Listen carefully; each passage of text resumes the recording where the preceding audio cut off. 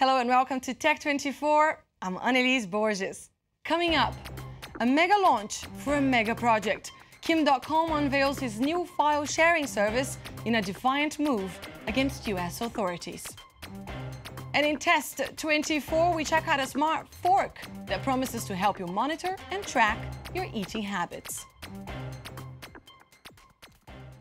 But before we get to those stories, Tech24 is pleased to introduce a new partnership with Le Journal du Net. From now on, every week, you get to discover facts and statistics brought to you by JDNet's team of specialists. Here it is, the figure of the week.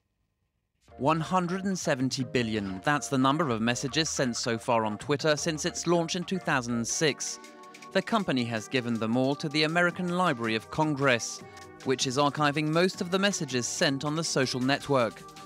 This represents more than 133,000 gigabytes of data, the equivalent of 4,000 Blu-ray discs.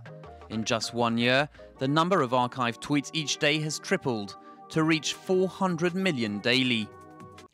He is involved in the world's biggest online piracy case to date. But that didn't prevent Kim.com from staging a massive comeback last Sunday in Coatesville, New Zealand. Mega upload boss Kim.com has set up a new cloud storage and file sharing site called Mega. It offers 50 gigabytes of free storage, much more than similar sites such as Dropbox and Google Drive, and features a neat drag-and-drop upload tool.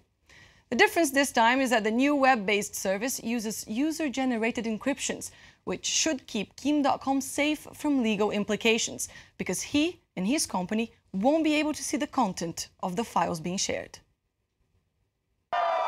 A mega PR blitz leading up to the launch of Mega, Kim.com's new cloud storage site that uses password-protected encryption to store and share files. The client, the user, that's you and I, are actually going to put an encryption key in and be able to access the information themselves using that key, which means that Kim.com and his company won't be able to do that.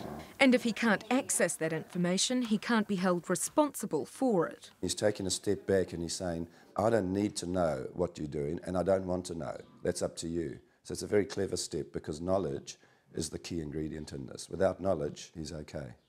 .com has high hopes for the site. There is no website like this, and it's going to change the way files are being transferred and shared on the internet. It's not a new concept and enters an already crowded market, alongside services like Dropbox, Apple iCloud and others. What he's been forced to do is to actually go back to the legal route, and lots of people are there already. He's going to struggle because the benefits of the old Mega upload have been taken away. Benefits that led to this and began one of the biggest legal battles in New Zealand's history.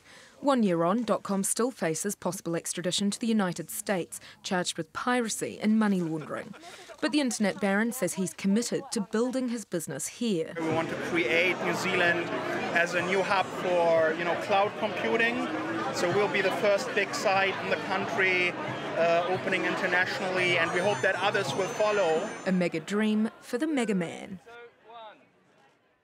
Mark Edwards joins me now. Mark, the launch was the exact same time as the raid that took place in his home a year ago. He even staged a reenactment with a helicopter, armed gunmen. It's kind of hard to take him seriously, isn't it? Absolutely. I mean, we're talking about a guy who legally changed his name from Kim Schmitz to Kim.com in deference to the industry, which has given him so much money. Just a quick extract from the launch. The compere introduced him as multi-millionaire maniac, possibly true, 3-time Academy Award winner, did my research on that one, not technically true, and finally, qualified veterinarian. Really? Can we take this guy seriously? I think a bit of pinch of salt with everything Kim.com comes up with. All right, thanks for that, Mark. And we'll move on now, because it's time for Test 24.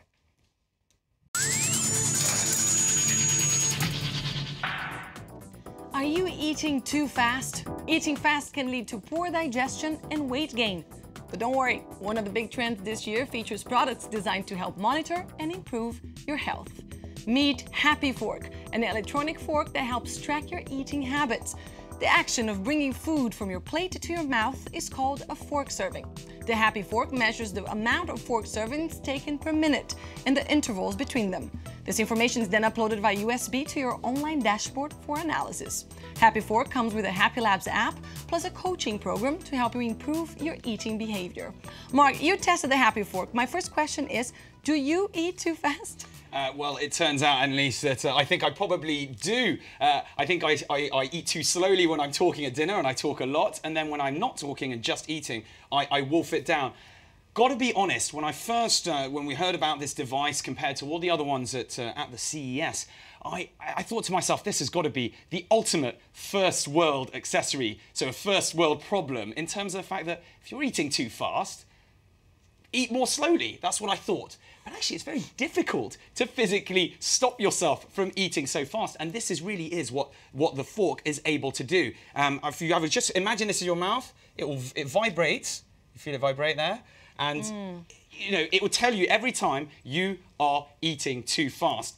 Gets the information, uploads it, you upload it via USB directly, and you can analyze that and keep a track of that. And hopefully, it will change your eating habits. So the fork comes with the online dashboard and mobile app, plus Happy Track. But how do they each interact? So, as we said, the information goes through directly onto the application, which you can download, and then they've got the system where it keeps analysis and makes sure that it tells you exactly. You can set your own objectives and give yourself really a kind of a course for how to eat. Now, on top of that, they're also developing a new application, which is a bit like the Night Lab, where you can track how many steps you're taking, the calorific intake, and generally all of the health benefits. They all link up together to essentially give you a healthier lifestyle. All right, so how did you rate it? What's the score? Right, so in terms of appearance, I gave it an 8 out of 10. I think if you take away the fact that it looks a little bit like a child's training tool, I took that away, a couple of points off. Like the look, in terms of ease of use, 7 out of 10. I would have quite liked if they could develop some sort of wireless connectivity rather than having to USB it. Value for money, that's the bit, unfortunately, which I found a bit difficult. $100. I'm not going to spend $100 on a fork. Certainly not one that I can't, you know, if the Queen's coming around for dinner, I'm not going to be able to serve her with blue cutlery, unfortunately. Although it does come in different colours. I see that you have nice guests. Well, she doesn't often, the Queen doesn't often come round, but when she does, I probably won't be using this. I'm sure she doesn't eat that fast anyway. Thanks for that, Mark, and thank you for watching this edition of Tech24. Don't forget, you can give us your feedback on the show via Facebook or on Twitter at TechF24. And we leave this day with images of a new engine that allows you to search through your social connections. The launch of Facebook's Graph Search triggered a wave of discussion over whether the social network can add a new revenue stream by going after Google. Stay tuned.